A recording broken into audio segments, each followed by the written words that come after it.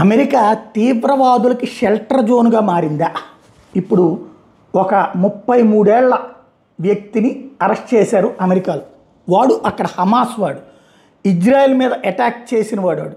Israel మీద ఏదైతే Louisiana attack జరిగిందో గతంలో 7th అటాకర్, అందులో నిందితుడైనటువంటి లూజియానా అటాకర్లో 7వ నిందితుడు, ఇప్పుడు అక్టోబర్ 7 నాడు జరిగినటువంటి అరాచకానికి సంబంధించినటువంటి 7వ నిందితుడు ఇప్పుడు అమెరికాలో దొరికాడు.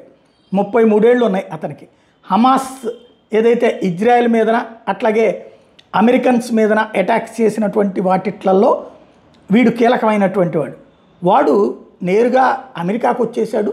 చొరబాటుదారుడిగా వచ్చేసి శరణార్థిగా రిజిస్టర్ చేయించుకుని హ్యాపీగా అక్కడ బ్రతికేస్తున్నాడు. వాడిని ఇప్పుడు పట్టుకున్నారు.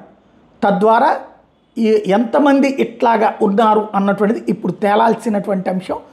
అరాచకాలు చేసేటటువంటి వాళ్ళు శరణార్థుల ముసుగులో, తీవ్రవాదులు వివిధ దేశాల్లో తీవ్రవాద చర్యలు చేసిన వాళ్ళు కూడా శరణార్థుల ముసుగులో అమెరికాలో తలదాచుకుంటున్నారు అన్నటువంటిది ఇప్పుడు అమెరికా తేల్చి చెప్పింది.